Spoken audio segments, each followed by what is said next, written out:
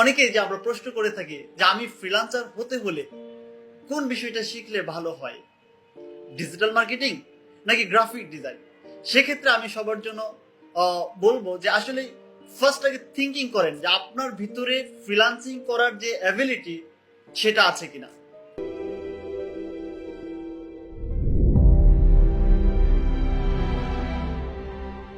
আসসালামু আলাইকুম। ফ্রিল্যান্সিং শিখতে চাই, এরকম অসংখ্য মেসেজ ইনবক্সে আসে। আসলে ফ্রিল্যান্সিংটা কি এবং ফ্রিল্যান্সিংটা আমরা কিভাবে শিখব?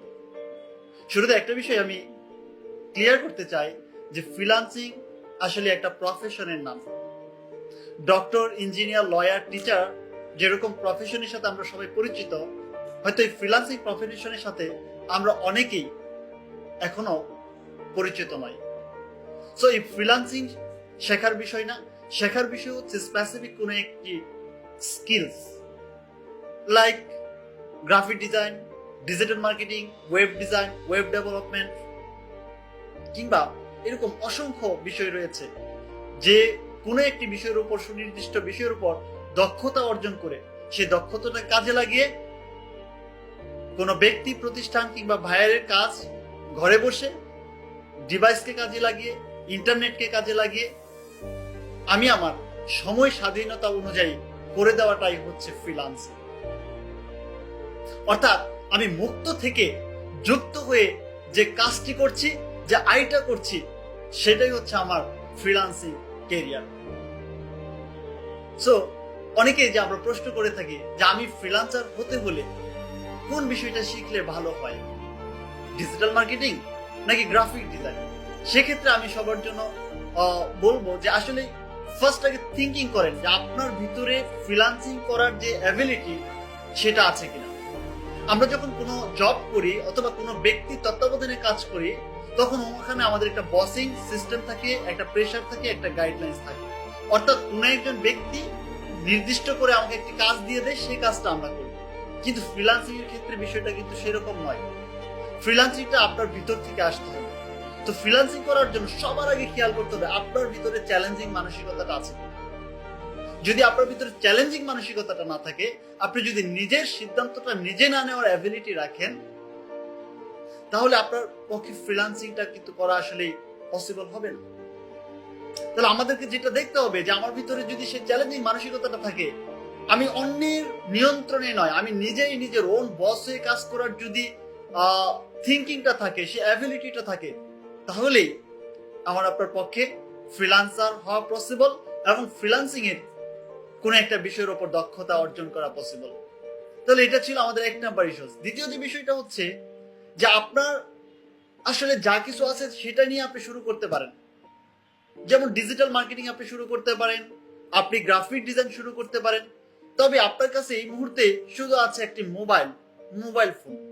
তাহলে আপনি সেই মোবাইল ফোন দিয়ে চাইলে ডিজিটাল মার্কেটিং এর অনেকগুলো বিষয় শিখতে পারবেন। অলমোস্ট 50 or 60, কোনো কোনো ক্ষেত্রে 70% বিষয় কিন্তু আপনি শেখার সুযোগ রয়েছে ফোন দিয়ে। কিন্তু আমার কাছে যদি এই মুহূর্তে ডেস্কটপ কিংবা ল্যাপটপ না থাকে, তাহলে আমি কিন্তু চাইলেও গ্রাফিক ডিজাইন, ওয়েব ডেভেলপমেন্টের মতো বিষয়গুলো শিখতে পারছি না, কিংবা ওই সার্ভিসগুলো আমি প্রোভাইড করতে পারছি না। তো অনেক ক্ষেত্রে এরকম থিঙ্কিং থাকে যে আগে একটা ল্যাপটপ আমি ক্রয় করি, আগে একটা ডেস্কটপ আমি ক্রয় করি, 50,000 টাকা দিয়ে একটা ল্যাপটপ ক্রয় করবো অথবা 30,000 টাকা বাজেট দিয়ে একটা ডেস্কটপ সেট আপ করবো, দেন হচ্ছে আমি শিখবো, এরপর হচ্ছে আমি অ্যাজ এ ফ্রিল্যান্সার হিসেবে আর্ন করব।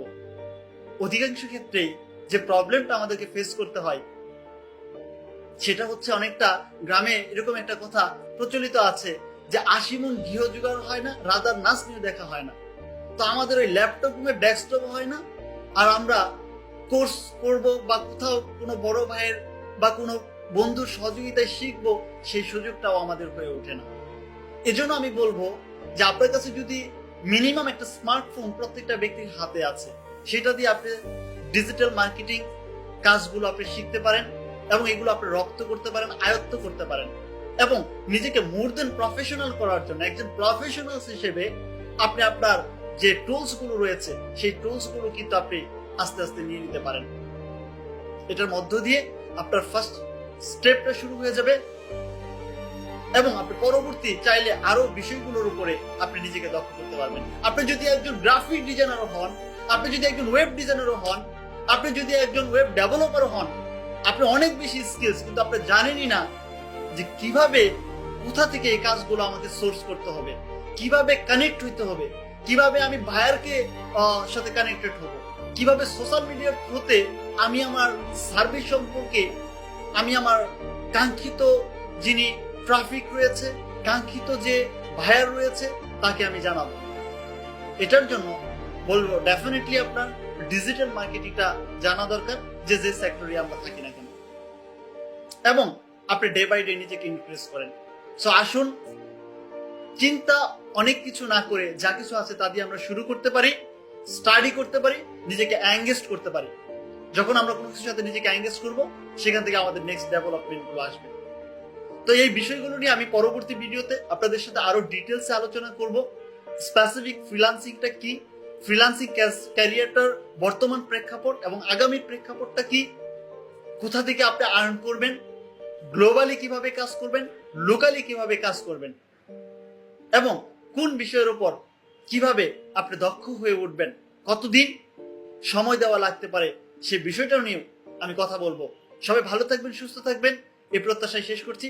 আসসালামু আলাইকুম।